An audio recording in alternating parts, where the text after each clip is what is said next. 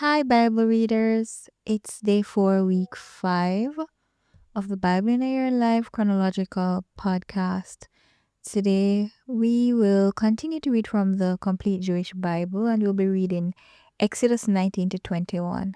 Today, we'll see God meeting Israel at Mount Sinai, giving them the 10 Commandments, which we know establishes laws to guide how God's people should live, worship, and treat each other. These chapters will reveal God's desire for a holy, just community that reflects His character and His covenant. Exodus 19. In the 3rd month after the people of Israel had left the land of Egypt, the same day they came to the Sinai desert. After setting out from the Rephidim and arriving at the Sinai desert, they set up camp in the desert. There in front of the mountain, Israel set up camp. Moshe went up to God, and Adonai called to him from the mountain. Here's what you are to say to the household of Yaakov. To tell the people of Israel, you have seen what I did to the Egyptians, and how I carried you on eagle's wings and brought you to myself. Now if you will pay careful attention to what I say and keep my covenant, then you will be my own treasure from among all the peoples. For all the earth is mine, and you will be a kingdom of Kohanim for me, a nation set apart. These are the words you are to speak to the people of Israel. Moshe came, summoned the leaders of the people, and presented them with all these words which Adonai had ordered him to say. All the people answered as one, "Everything Adonai has said, we will do." Moshe reported the words of the people to Adonai.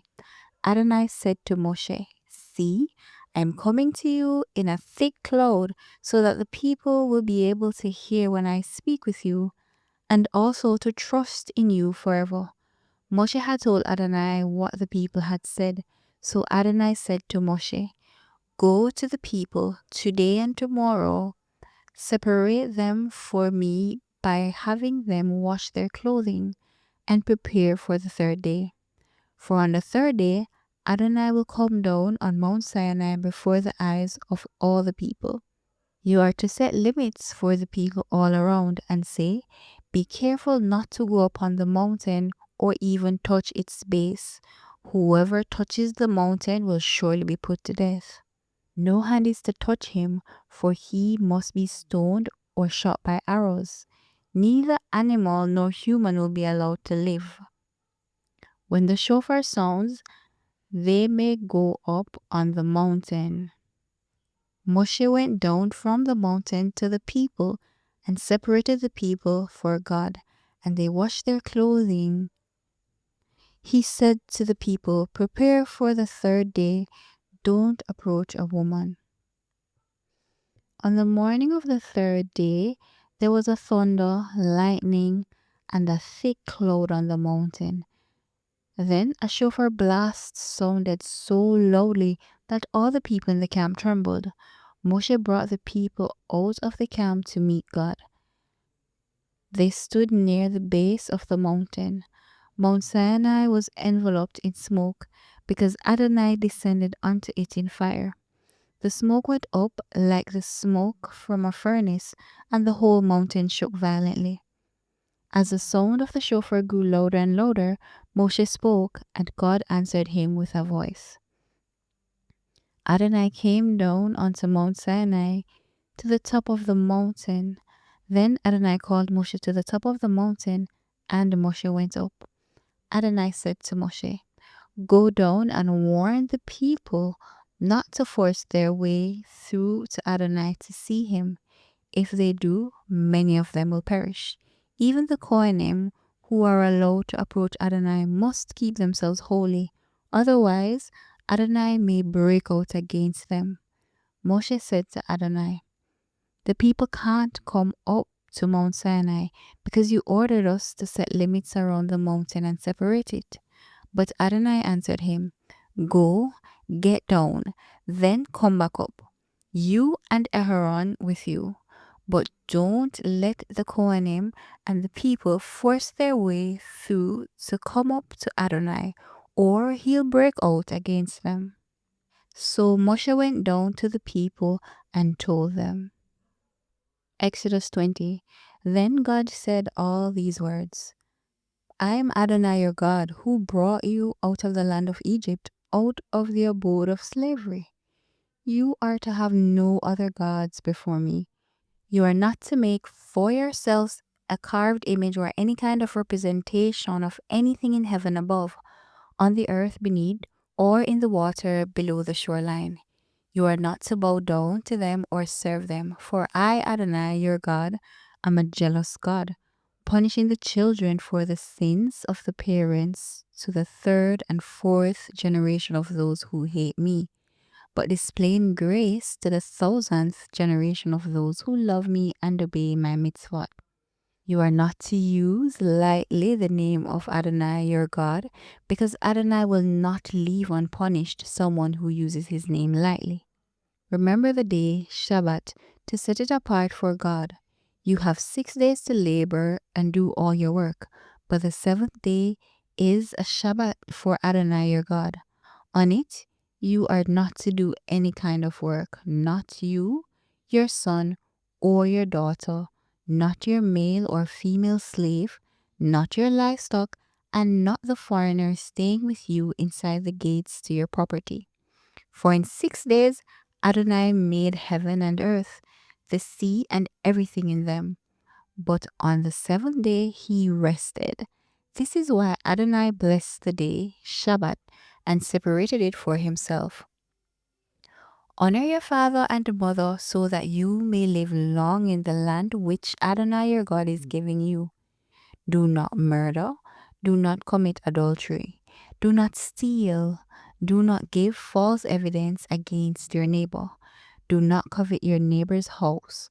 Do not covet your neighbor's wife, his male or female slave, his ox, his donkey, or anything that belongs to your neighbor. All the people experienced the thunder, the lightning, the sound of the shofar, and the mountain smoking. When the people saw it, they trembled. Standing at a distance, they said to Moshe, You speak with us and we will listen, but don't let God speak to us, or we will die. Moshe answered the people, Do not be afraid, because God has come only to test you and make you fear him, so that you won't commit sins. So the people stood at a distance, but Moshe approached the thick darkness where God was. Adonai said to Moshe, Here is what you are to say to the people of Israel. You yourselves have seen that I spoke with you from heaven. You are not to make with me gods of silver, nor are you to make gods of gold for yourselves. For me, you need to make only an altar of earth. On it you will sacrifice your burnt offerings, peace offerings, sheep, goats, and cattle. In every place where I cause my name to be mentioned, I will come to you and bless you. If you do make me an altar of stone, you are not to build it of cut stones, for if you use a tool on it, you profane it. Likewise, you are not to use steps to go up to my altar, so that you won't be indecently uncovered. Exodus 21. These are the rulings you are to present to them. If you purchase a Hebrew slave, he is to work 6 years, but in the 7th, he is to be given his freedom without having to pay anything. If he came single, he is to leave single. If he came married when he came, his wife is to go with him when he leaves. But if his master gave him a wife, and she bore him sons or daughters, then the wife and her children will belong to her master, and he will leave by himself. Nevertheless, if the slave declares, I love my master, my wife, and my children, so I don't want to go free, then his master is to bring him before God, and there at the door or doorpost his master is to pierce his ear with an awl, and the man will be his slave for life. If a man sells his daughter as a slave, she is not to go free like the men slaves. If her master married her but decides she no longer pleases him, then he is to allow her to be redeemed. He is not allowed to sell her to a foreign people because he has treated her unfairly. If he has her marry his son, then he is to treat her like a daughter. If he marries another wife, he is not to reduce her food, clothing, or material rights. If he fails to provide her with these three things, she is to be given her freedom without having to pay anything. Whoever attacks a person and causes his death must be put to death. If it was not premeditated, but an act of God, then I will designate for you a place to which he can flee. But if someone willfully kills another after deliberate planning, you are to take him even from my altar and put him to death. Whoever attacks his father or mother must be put to death. Whoever kidnaps someone must be put to death, regardless of whether he has already sold him or the person is found still in his possession. Whoever curses his father or mother must be put to death. If two people fight and one hits the other with a stone or with his fist, and the injured party doesn't die but is confined to his bed, then if he recovers enough to be able to walk around outside, even if with a cane, the attacker will be free of liability except to compensate him for his loss of time and take responsibility for his care until he recovers completely. If a person beats his male or female slave with a stick so severely that he dies, he is to be punished, except that if the slave lives for a day or two, he is not to be punished since the slave is his property. If people are fighting with each other and happen to hurt a pregnant woman so badly that her unborn child dies, then, even if no other harm follows, he must be fined. He must pay the amount set by the woman's husband and confirmed by judges. But if any harm follows, then you are to give life for life, eye for eye, tooth for tooth, hand for hand, foot for foot, burn for burn, wound for wound, and bruise for bruise.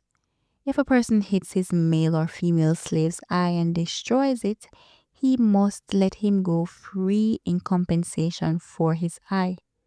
If he knocks out his male or female slave's tooth, he must let him go free in compensation for his tooth.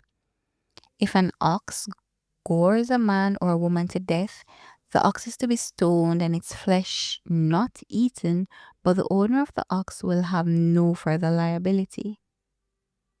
However, if the ox was in the habit of goring in the past and the owner was warned but did not confine it so that it ended up killing a man or woman, then the ox is to be stoned and its owner too is to be put to death. However, a ransom may be imposed on him, and the death penalty will be commuted if he pays the amount imposed. If the ox gores a son or daughter, the same rules apply. If the ox gores a male or female slave, its owner must give their master 12 ounces of silver, and the ox is to be stoned to death.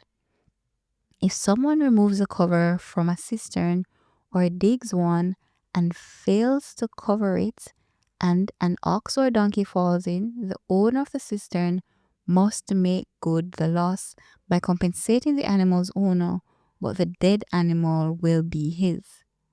If one person's ox hurts another so that it dies, they are to sell the live ox and divide the revenue from the sale, and they are also to divide the dead animal. But if it is known that the ox was in the habit of goring in the past, and the owner did not confine it, he must pay ox for ox, but the dead animal will be his. If someone steals an ox or a sheep and slaughters or sells it, he is to pay 5 oxen for an ox and 4 sheep for a sheep. Amen. This ends our reading for today. Be sure to join us on Sunday at 6:30 p.m. via Zoom for our live discussion. The details for that Zoom meeting can be found in the description below. Be blessed.